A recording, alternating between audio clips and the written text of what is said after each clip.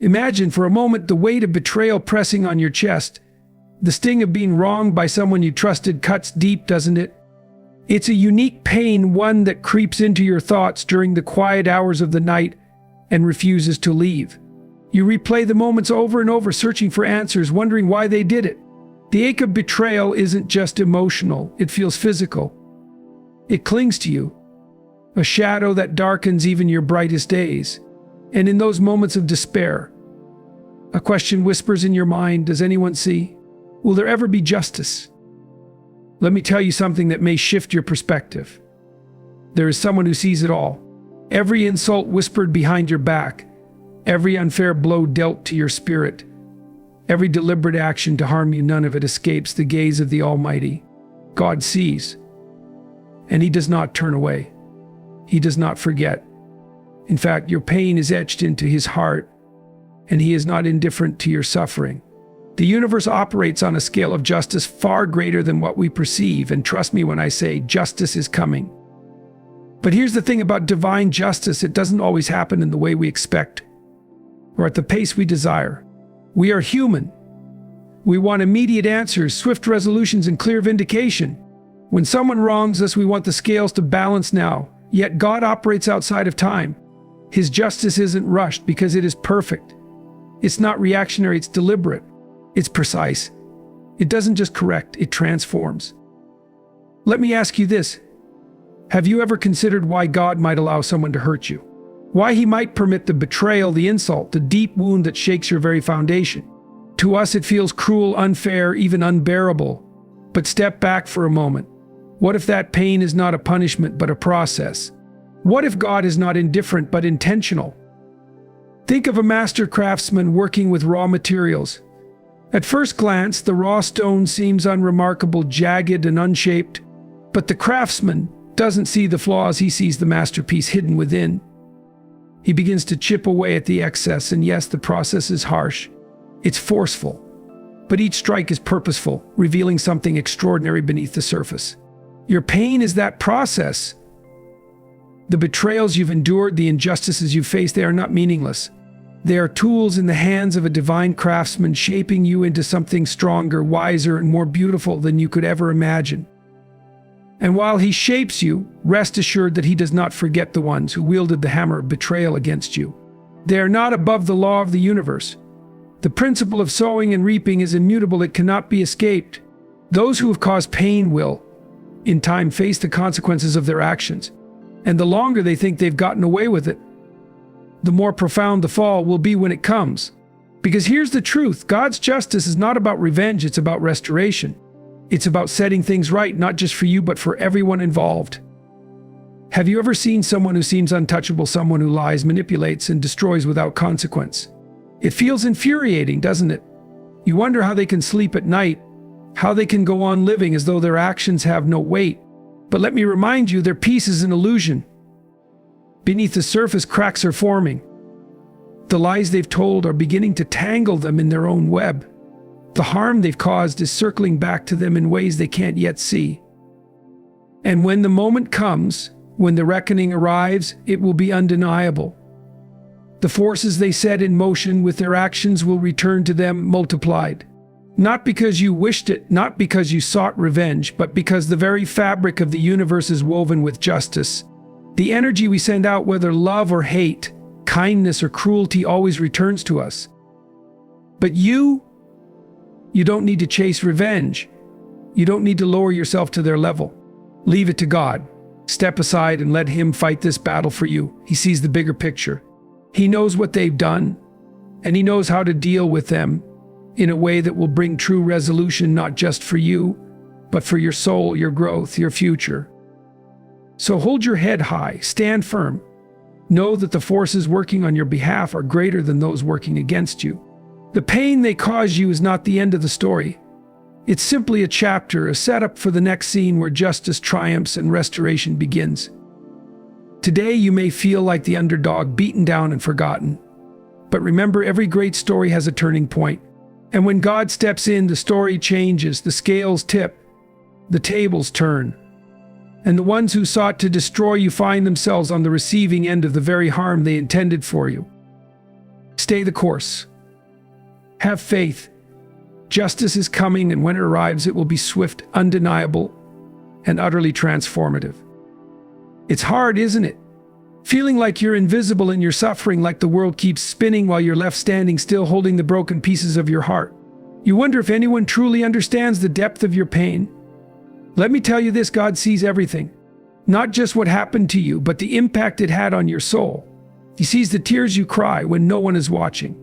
He sees the nights you lie awake, replaying every hurtful word, every betrayal, every moment that broke you. Nothing escapes his watchful eyes, not the actions of those who hurt you and not the way it has shaped you. To think of it this way, imagine a grand tapestry, one so vast you can't see the entire picture from where you're standing. Your life is one thread in that tapestry.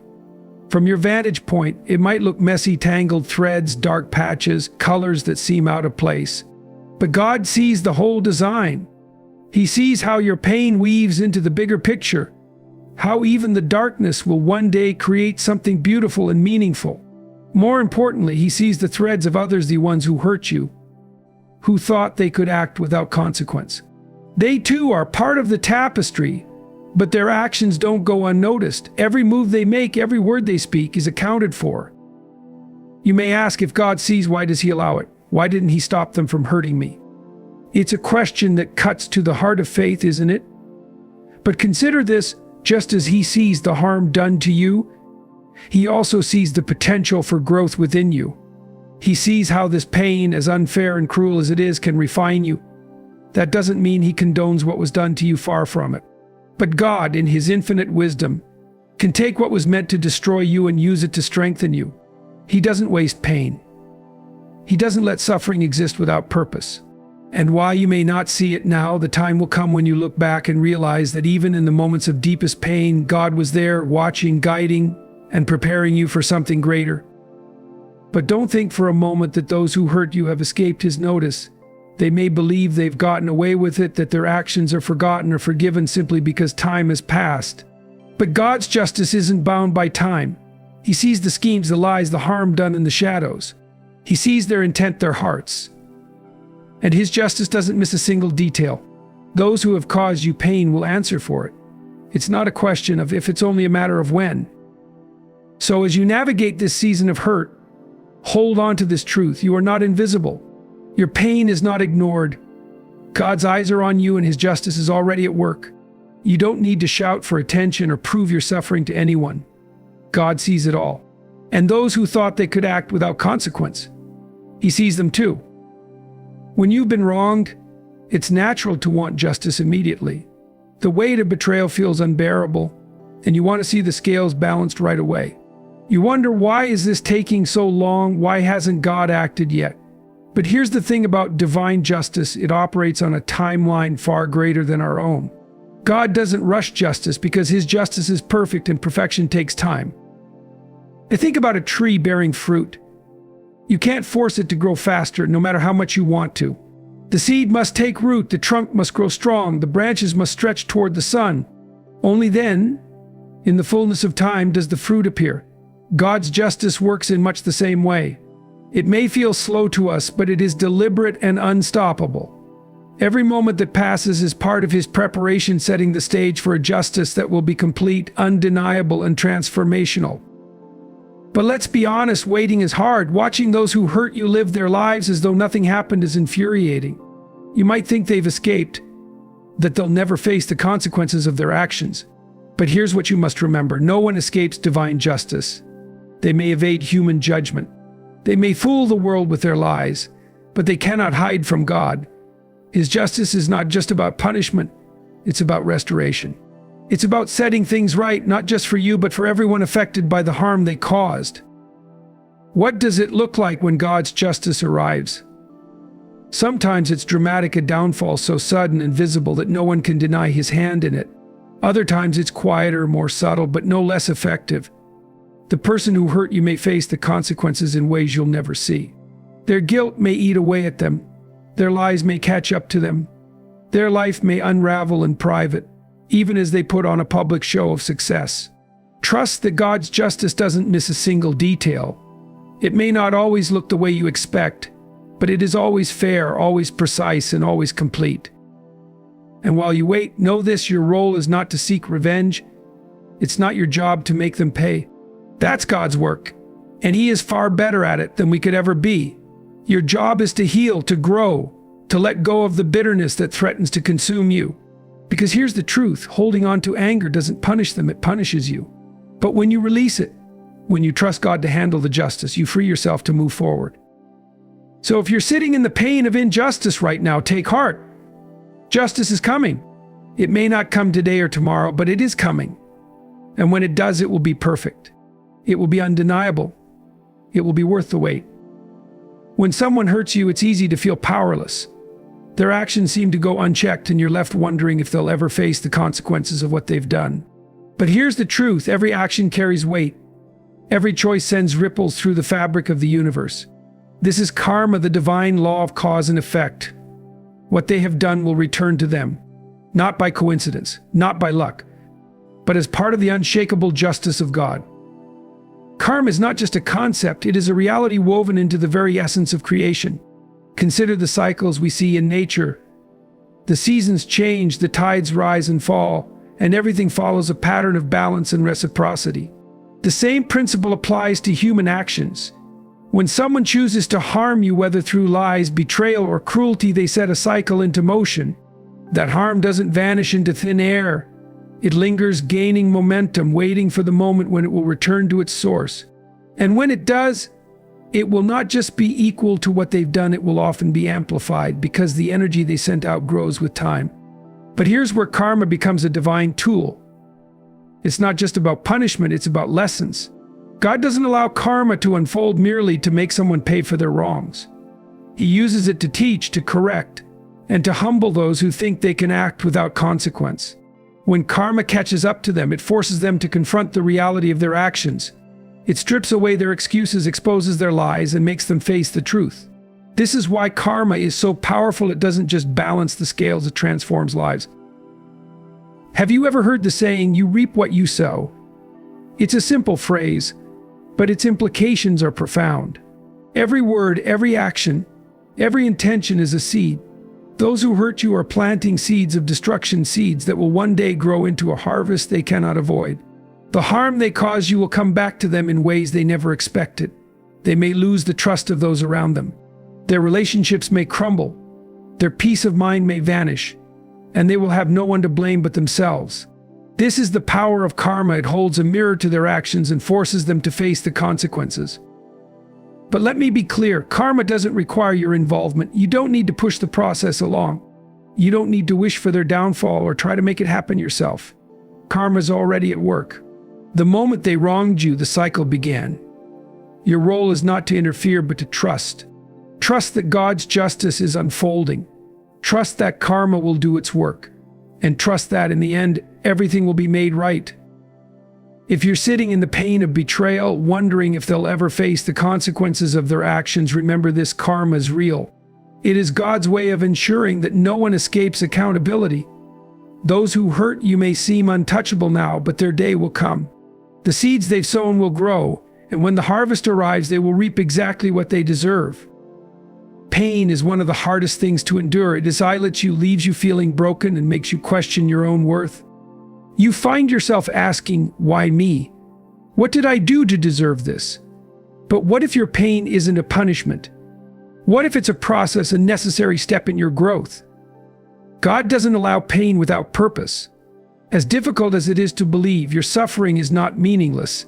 It is shaping you, strengthening you, and preparing you for something greater. Think of a diamond. When it's first discovered, it looks like any other rock, rough, unpolished, and unimpressive.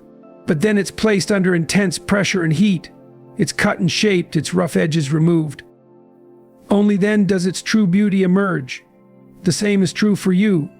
The pain you're experiencing is not meant to destroy you. It's meant to refine you. God sees your potential, even when you can't. He uses your trials to strip away the things that hold you back: fear, doubt, anger, and reveal the strength and resilience within you. But let's be honest, in the middle of the pain, it's hard to see the purpose. You feel like you're being crushed, like there's no end in sight. That's where faith comes in. Faith is trusting that God is at work, even when you can't see it. It's believing that the pain you're enduring is not in vain. God is using it to build something in you: character, wisdom, compassion that will not only help you overcome this trial, but prepare you for the challenges to come. Your pain also serves another purpose. It gives you empathy. When you've been through something hard, you understand the struggles of others in a way you couldn't before. You become a source of comfort and strength for those who are hurting. Your scars become a testimony, a reminder that it's possible to survive even the darkest times. And in helping others, you find healing for yourself. But perhaps the greatest purpose of your pain is this: it draws you closer to God. When everything is going well, it's easy to forget your need for Him. But in the midst of suffering, you realize how much you depend on His strength, His guidance, His love. Your pain pushes you to your knees, and in that place of surrender, you find the peace and comfort you've been searching for. So if you're asking, why me? Consider this: why not you? Why not be the one who grows stronger through adversity? Why not be the one who turns their pain into purpose? Why not be the one who emerges from the fire not broken but transformed? God is using your pain to do something extraordinary in your life. Trust the process. Trust Him. And know that your suffering is not in vain. Forgiveness, it's a word that feels so simple, yet carries an almost unbearable weight when you've been wronged. When someone has inflicted pain on you, the very idea of forgiveness feels like a betrayal of your own suffering. You may wonder, why should I forgive them? They don't deserve it. But here's something profound. Forgiveness isn't about letting them off the hook. It's about setting yourself free. It's about stepping aside and allowing God's justice to flow into your life. When someone hurts you, it's natural to feel anger, resentment, and even hatred. These emotions seem justified. After all, you were wronged. But holding on to them is like drinking poison and expecting the other person to suffer. That bitterness takes root in your heart, consuming your thoughts, draining your energy, and clouding your vision. It becomes a prison, a cage built by your pain and reinforced by your refusal to let go. Forgiveness is the key that unlocks that cage. It's not about excusing their behavior or pretending it didn't hurt. It's about refusing to let their actions control you any longer. But how does forgiveness relate to divine justice? It may feel like forgiving someone is letting them escape the consequences of their actions. Yet, the opposite is true. When you forgive, you're not absolving them, you're handing them over to God. You're saying, I trust you, Lord, to handle this in your way and in your time. Forgiveness removes you from the equation and allows God's perfect justice to unfold. It clears the path for Him to act, free from the interference of your anger or desire for revenge. I think of it this way. Imagine a river blocked by debris. The water is meant to flow freely, bringing life and nourishment to everything in its path. But the blockage causes stagnation, cutting off that life-giving flow. Your unforgiveness is like that debris. It blocks the flow of God's justice, preventing it from reaching its full potential. When you forgive, you remove the blockage, and the river of divine justice rushes forward with unstoppable power. Forgiveness doesn't mean you forget what happened. It doesn't mean you allow the person back into your life or trust them again. Boundaries are important. And sometimes the healthiest thing you can do is distance yourself from those who have caused you harm. Forgiveness is not about them, it's about you. It's about releasing the burden you've been carrying so you can heal and move forward. Forgiveness is also a powerful act of faith. It's a declaration that you trust God more than you trust your own sense of justice.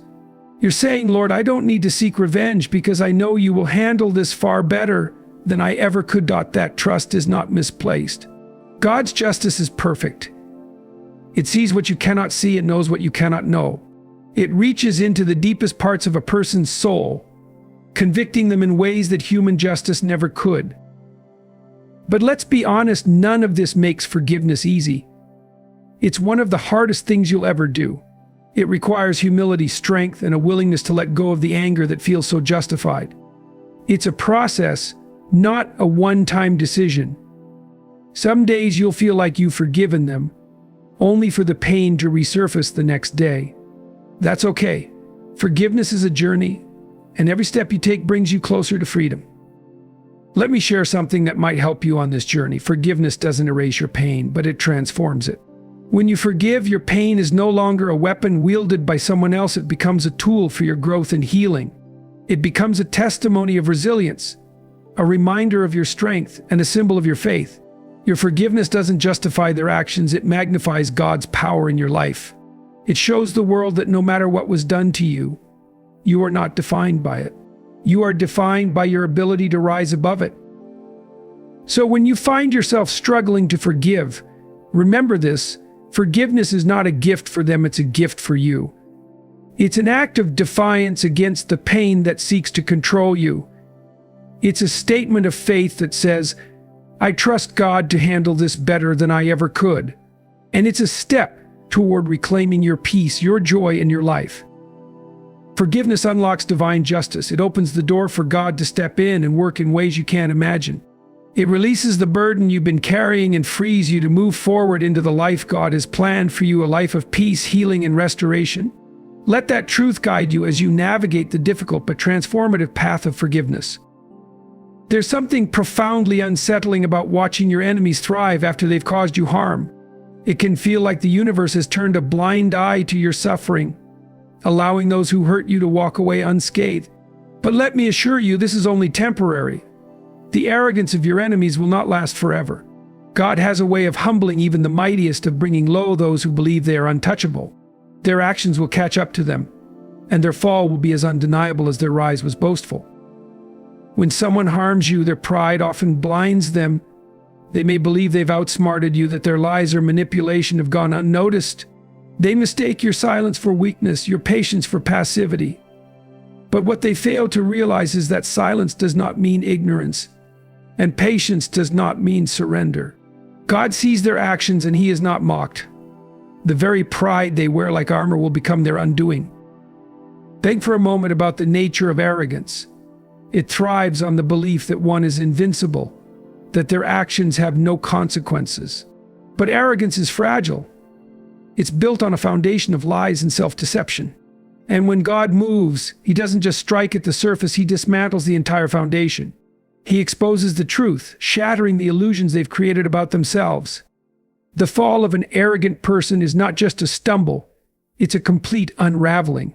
It's as if the very ground beneath them gives way, leaving them with nowhere to stand. History and Scripture are filled with examples of this humbling process. Kings and rulers who thought themselves invincible were brought to their knees. Nations that oppressed others crumbled under the weight of their own pride. This isn't just history, it's a divine pattern. Pride goes before destruction, and a haughty spirit before a fall. Those who exalt themselves at the expense of others will always face the reckoning of humility. Now, you might wonder, when will this happen? Why does it seem like they're still thriving while I'm left to pick up the pieces? The truth is, humbling takes time. God doesn't act impulsively. His timing is perfect, and His justice is precise. While you may not see it happening immediately, rest assured that the process has already begun. Every lie they tell, every selfish decision they make, every moment of cruelty adds weight to the fall that awaits them. Their pride becomes their own trap, a burden too heavy for them to carry indefinitely. Here's another truth. When God humbles your enemies, it's not just for your benefit, it's also for theirs. Humility is often the first step toward redemption. By bringing them low, God gives them an opportunity to confront their actions, to see the harm they've caused, and to seek a better path. This doesn't excuse what they've done, nor does it erase your pain. But it does show the depth of God's justice, which is not just about punishment, but also about transformation. You may be tempted to take matters into your own hands, to confront your enemies, or try to bring them down yourself. But let me caution you against this. When you act out of anger or hurt, you risk becoming like them. Instead, trust that God's justice will prevail. He doesn't need your help to humble them. He is fully capable of doing so in ways that are far more effective and far-reaching than anything you could achieve. Your role is not to seek revenge, but to focus on your own healing, your own growth, and your own faith. It's also important to remember that humility doesn't always look the way we expect. It might not come in the form of public humiliation or dramatic failure. Sometimes, the humbling process happens in the quiet corners of their lives. It could be the loss of their peace, the erosion of their relationships, or the weight of their own conscience catching up to them. While you may not see every detail of their downfall, trust that it is happening. God's justice operates on a deeper level, one that goes beyond the visible and touches the very core of a person's soul. As you wait for this process to unfold, let go of the bitterness and anger that their actions may have stirred in you. Holding on to these emotions doesn't punish them, it punishes you. It keeps you tethered to the pain they caused, preventing you from moving forward. Instead, release them into God's hands. Let Him deal with them in His way and in His time. Trust that their humbling is not just inevitable, it's necessary.